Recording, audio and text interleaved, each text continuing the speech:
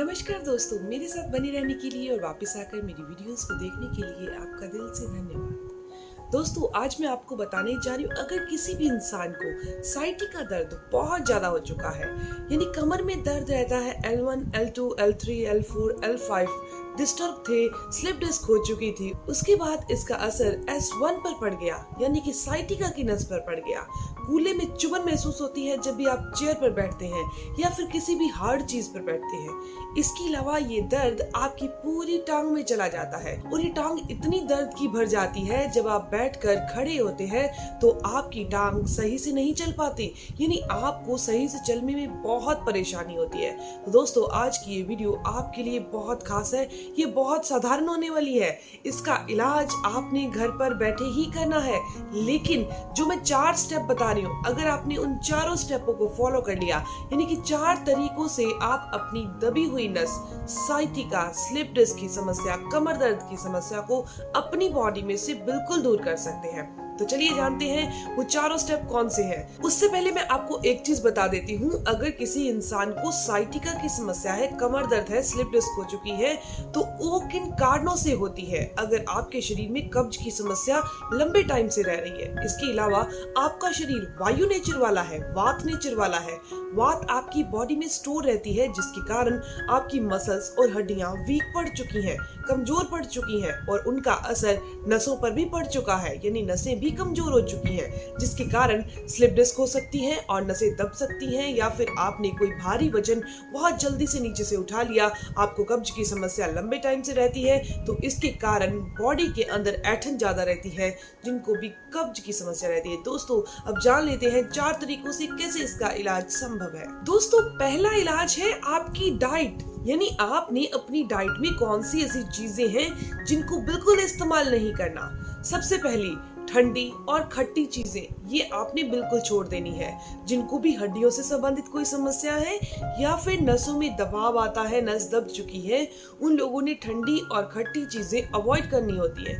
इसके अलावा आपने वायु यानी वात को बढ़ाने वाली चीजें भी शरीर में नहीं इनटेक करनी, जैसे आलू, चावल, भिंडी, अरबी, इन चीजों का सेवन नहीं करना। टमाटर और खीरा भी अवॉइड किया जाता है। आपने दालें भी नहीं खानी, वो आपकी बॉडी में वायु यानी वात को बढ़ा देती है। तो अब मैं बात करती हूँ दूसरे इलाज की। दोस्तों, दूसरे इलाज के अंदर अगर आपको नॉर्मल सा कमर दर्द रहता है, यानी कि जब आप सुबह उठते हैं तो आप बिल्कुल सही होते हैं, जैसे जैसे आप काम करते रहते हैं, वो आपके अंदर बॉडी के अंदर थकान आ जाती है और आपकी कमर में दर्द चला जाता है। तो दोस्तों, आपने क्या करना है, ये हमारी बीच की दोनों फिंगर्स होती हैं, ये जो है वो लेग को रिप्रेजेंट करती हैं, तो बीच का जो एरिया है ये हमारी स्पाइन यानी डिस्क को रिप्रेजेंट करता है। तो इस तरीके से यहाँ दबाना है। मैं आपको एक लाइन बना देती हूँ ताकि बहुत आपको इजी हो जाएगा। दोस्तों, यहाँ आपने यहाँ प्रेस करना है इस तरीके से। ये हमारे स्पाइन का एरिया है, कमर का एरिया है।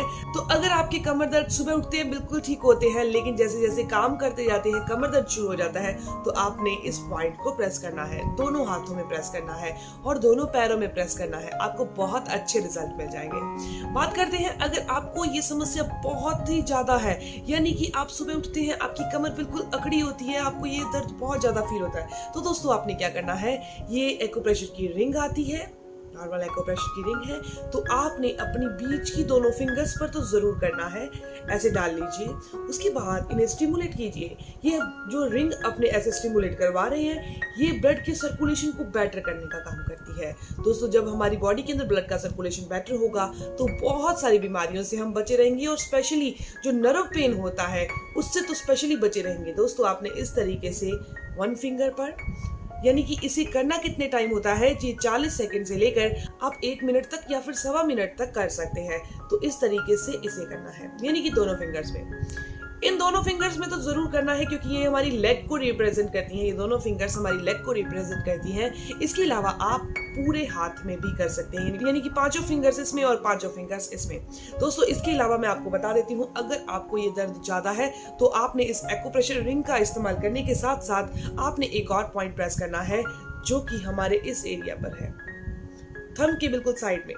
यहाँ प्रेस करना है। आप इसे इस तरीके से 1-1 करके प्रेस कर सकते हैं, या फिर ऐसे ही टूल लेकर इस तरीके से घुमा सकते हैं, ये प्रेस कर सकते हैं। बहुत अच्छे रिजल्ट आपको मिलेंगे। तो दोस्तों अब मैं आपको बताने जा रही हूँ तीसरा ट्रीटमेंट ऐसा होना चाहिए जो कि आपकी नसों में होने वाली स्वेलिंग यानी कि इन्फ्लेमेशन को दूर कर सके, उसमें आई एटम को दूर कर सके और आपकी बॉडी को बिल्कुल रिलैक्स कर सके। जो वर्टिब्रास अपनी जगह से हिल चुके हैं उन्हें अपनी जगह पर ला सके, जो डिस्क होती है अपनी जगह से खिसक चुकी है उसे सही कर सके।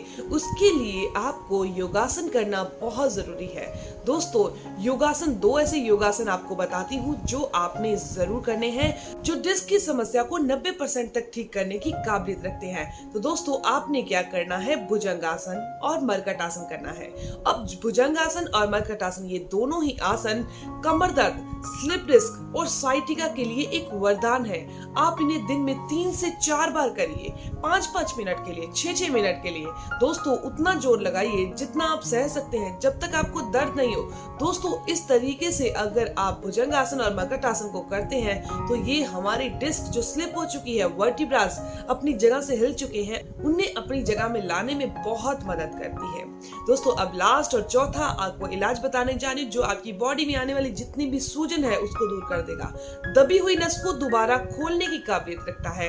तो दोस्तों आपने क्या करना है, मैं हमेशा एक चीज बताती हूँ जो दबी हुई नस को बिल्कुल ठीक करती है ताकि आपको किसी तरह की कोई कंफ्यूजन नहीं आए।